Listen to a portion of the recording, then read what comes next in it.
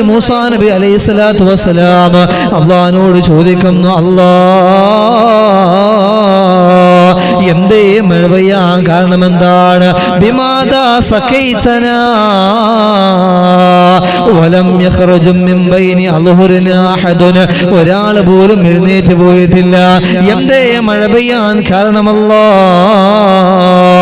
ആ സമയത്ത് അല്ലാഹു പറഞ്ഞു കൊടുക്കുകയാണ്, ആര് കാരണമായിട്ടാണോ ഞാൻ മഴ നിർത്തിവെച്ചത്, ആ മനുഷ്യൻ കാരണമായിട്ടാണ് ഇന്ന് നിങ്ങൾക്ക് മഴ കിട്ടിയത്.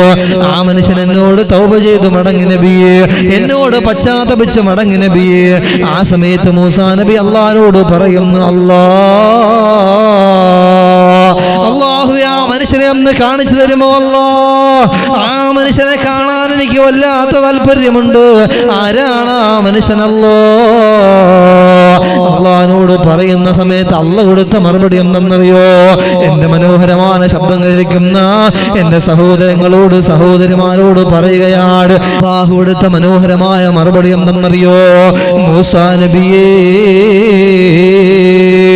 ഇന്നി ലം അഫ്ളഹു വഹുവ യഅസീനി. അയാൾ തെറ്റ് ചെയ്ത് നടന്ന സമയത്ത് അയാളെ ഞാൻ മോശക്കാരനാക്കിയിട്ടില്ല. അവൻ തെറ്റ് ചെയ്ത് നടന്നിട്ട് അവനെ ഞാൻ കുറ്റക്കാരനാക്കിയിട്ടില്ല.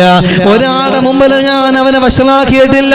എന്റെ പ്രിയപ്പെട്ട ചെറുപ്പക്കാരാ, എത്രയോ കൊല്ലങ്ങളായി നമ്മൾ തെറ്റ് ചെയ്യാൻ തുടങ്ങിയിട്ടോ, എന്നിട്ട് പോലും അല്ലാഹു നമ്മെ എവിടെയും മോശക്കാരനാക്കിയിട്ടില്ലല്ലോ. എന്റെ പ്രിയപ്പെട്ട സഹോദരങ്ങളോട് പറയുകയാണ്, എത്രയോ തെറ്റുകൾ നമ്മൾ ചെയ്തിട്ടുണ്ട്. അല്ലാഹു ഒരിക്കലും മറ്റുള്ളവരിലേക്ക് നമ്മുടെ തെറ്റുകളെ എത്തിച്ചിട്ടില്ല. മൂസാ നബി അലൈഹിസ്സലാത്തു വസ്സലാമിനോട് പറയുകയാണ്, എന്റെ അടിമ കുറെ കാലം തെറ്റ് ചെയ്തവനാണ്, എന്നിട്ട് പോലും അവനെ ഞാൻ വഷളാക്കിയിട്ടില്ല. പിന്നെ എങ്ങനെയാണ് മൂസാ നബിയെ എന്നിലേക്ക് പശ്ചാത്തപിച്ചു വന്ന ഈ മനുഷ്യനെ എങ്ങനെയാണ് ഞാൻ മോശക്കാരനാക്കുന്നത്? നിങ്ങൾക്ക് എങ്ങനെയാണ് കാണിച്ചു തരുന്നത് നബിയേ?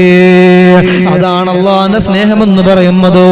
നമ്മളെത്ര തെറ്റ് ചെയ്താലോ, നമ്മളെത്ര പാപമംഗലമായ ജീവിതത്തിന്റെ വ്യവഹാരങ്ങളിലൂടെ കടന്നുപോയാൽ, നമ്മൾ പശ്ചാത്തപിച്ചാൽ അത് സ്വീകരിക്കാൻ അല്ലാഹു തയ്യാറാണ്. മുസ്ലിമേ, ഖുൽ യാ ഇബാദിയല്ലദീന അസ്റഫൂ അലാ അൻഫുസിഹിം ലാ തഖ്നതൂ മിർ റഹ്മത്തില്ലാഹ്. നമുക്ക് നിരാശ വേണ്ട, നമുക്ക് സങ്കടം വേണ്ട. അല്ലാഹു പുറത്തു തരുന്നവനാണ്. ഇന്നല്ലാഹ യഗ്ഫിറു ദുനൂബ ജമീഅ